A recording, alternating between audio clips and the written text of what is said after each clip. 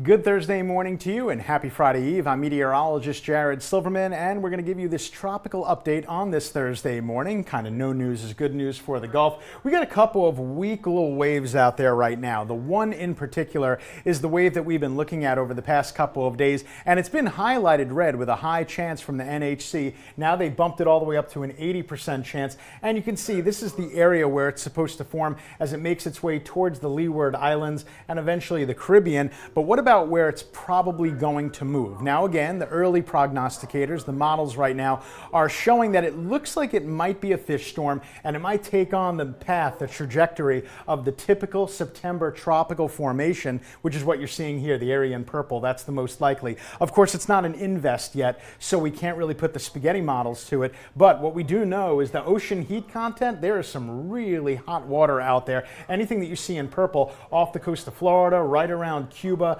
you can see those are where the really warm sea surface temperatures. So anything that made its way over there could potentially develop into something a little bit more significant. But we are talking about where we are right now when storms likely develop, and we're getting very close to the top of the graph, the top of the pyramid, and that usually happens around September 10th, September 11th. So we are in it. We're in peak hurricane season, and the absolute peak on average tends to be right around September 10th and September 11th. So let's look a little long range, shall we? This is going out September 10th through September 16th, and you can see the two areas in yellow, one of them that kind of jettisons out into the Gulf, and of course we pay attention to that. That just means there's a low chance, and I'll tell you, that's actually pretty standard for this area and this time of year. Let's go a little bit beyond that. Let's go September 17th through September 23rd, and you can see that area in red. That's a slightly higher chance, a medium chance of tropical weather and tropical development at about 40 to 60%, and it still stays low in the Gulf. Right now, the models, the long-range models,